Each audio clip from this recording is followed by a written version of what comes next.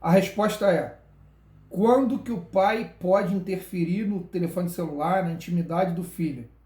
Na linha do melhor interesse da criança e do adolescente. É no interesse da criança. Não é no interesse do pai de saber da vida do filho. Porque perceba, gente, um homem ou uma mulher, um adolescente de 16 anos de idade, já tem uma vida íntima. Que se quiser não compartilha com o pai e com a mãe. Vocês, por exemplo, tiveram coisas que nessa idade não compartilharam. Agora, se o pai e a mãe estão agindo no melhor interesse do adolescente, na linha do 227,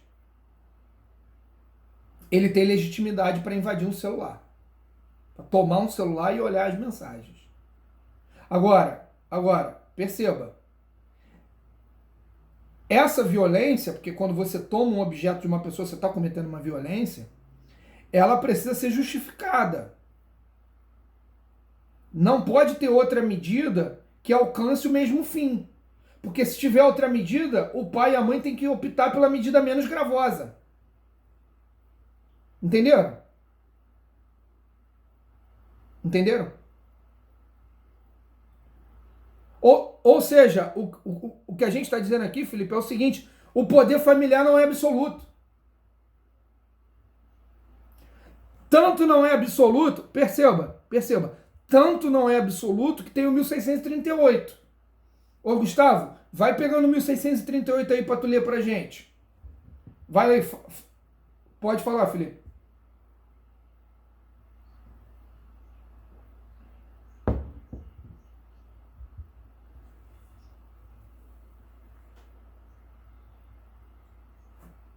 É.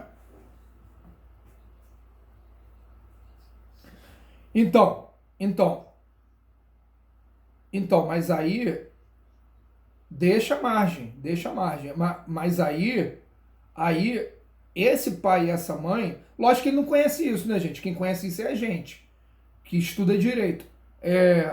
Esse pai e essa mãe precisam usar o princípio da proporcionalidade. E aí adequação, necessidade, proporcionalidade em sentido estrito. Que a linha muito tênue é uma violência, mas eu estou agindo em prol do meu filho. Porque às vezes ele está numa idade que ele não consegue perceber um perigo, né?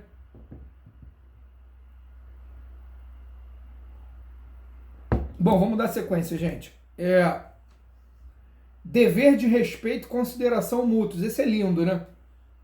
E aí tem a diferença entre amor e afeto. Afeto é dever jurídico, amor não é obrigação de ninguém. Se ama, se você... os autores de direito das famílias brincam até que amor e paixão te colocam em estado puerperal. É uma brincadeira, tá, gente? É uma brincadeira. Olha que coisa curiosa. Quando você escolhe se relacionar com alguém e você caminha para a linha da união estável ou você vai se casar, quais são os efeitos jurídicos do casamento? Pergunto. Vocês já estudaram o suficiente comigo nessas, 10 horas de encontros que tem efeitos patrimoniais e extrapatrimoniais, materiais e imateriais, certo? Certo? Todo mundo sabe disso, né? O que a gente está aprendendo aqui? Que o casamento tem efeitos patrimoniais, business, dinheiro, negócios. Gente, a paixão é uma coisa tão maluca que te coloca num estágio mental que você não discute nada patrimonial. Tu se casa e depois de 10 anos no divórcio é que tu vai resolver o problema que tu poderia ter resolvido lá atrás. Mas ninguém faz. Vocês imaginam um casal de namorados marcando o encontro para pensar assim: amor, senta aqui. Ó, como é que a gente vai pensar isso aí, hein? Isso é impensável para relações de amor e afeto. Curiosamente, acredita-se que no futuro isso vai mudar, que as pessoas já vão entrar nas relações um pouco mais... Ô Felipe, vamos pegar você como exemplo, que pelo que tu escreveu aí, eu achei que tu é um cara mais moderno. Tô errado, não?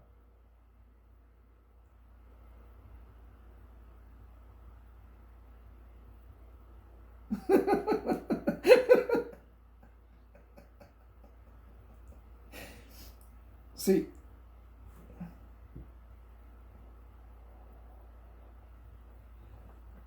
Boa, boa intervenção, Bruno, boa intervenção. Porque olha que curioso, tá? Você pode ser conservador nos costumes e liberal em ideias políticas. Mas você pode ser liberal nos costumes e conservador em outras ideias políticas. São de fato diferentes. Mas o que eu estou querendo dizer é o seguinte: é, Felipe, talvez você, se tiver uma namorada e a tua namorada, quando vocês resolverem tornar a relação um pouco mais séria, te chamar para uma conversa e falar assim: Ô, amor, é, vamos fazer um pacto antinupcial? Provavelmente você viria de forma normal a situação. Mas a maioria das pessoas, gente, não vê. A pessoa acha que aquele outro namorado, ou namorada, noivo ou noiva, que inclui uma conversa dessa na situação, ama menos. É curioso isso. Curioso. É curioso. É, alguma dúvida em relação a isso? Não. Vamos passar para os impedimentos matrimoniais? Beleza, olha só. É, quando nós estamos discutindo impedimentos matrimoniais, nós estamos aceitando que o casamento ele é tão importante que para ele ocorrer, as pessoas precisam estar habilitadas a se casar. E não é todo mundo que está habilitado, não. Tá? As pessoas não podem se casar por motivo de idade. As pessoas não podem se casar por conta do princípio da monogamia, por já estarem casadas. E as pessoas não podem se casar também por alguns impedimentos em relação à sua situação civil. Guardem isso. A situação civil das pessoas pode impedi-la de casar.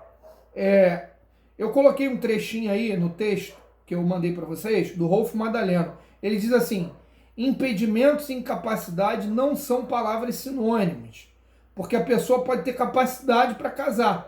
Exemplo, ela é maior de idade, mas mesmo assim ela pode estar impedida de contrair núpcias. Os impedimentos matrimoniais, eles estão no 1521. E também no 1523. No 1521, nós temos o inciso primeiro, que diz o seguinte: os ascendentes, eles não devem se casar com os descendentes, seja o parentesco natural ou civil. Olha o que está querendo regular esse inciso primeiro. Primeira coisa que vocês precisam notar no Código Civil de vocês e marcar é a diferença dos dois termos. No 1521, você encontra não pode, ou seja, é um mandamento. Olha a diferença. 1521 é um mandamento, não pode. Se casar, o casamento é nulo. O 1523, ele não é um mandamento, ele é uma sugestão. Não deve. Notaram essa diferença? Notaram? Marquem isso aí. O inciso primeiro do 1521, ele vai dizer que o ascendente não pode se casar com descendente. Ou seja, pai não pode se casar com filho, pô. E aí não interessa se o parentesco é natural ou é civil, hein? Adoção ou reconhecimento de filho por conta da paternidade socioafetiva, ela transforma essa criança em parentesco civil, não em parentesco natural, natural que vem da natureza.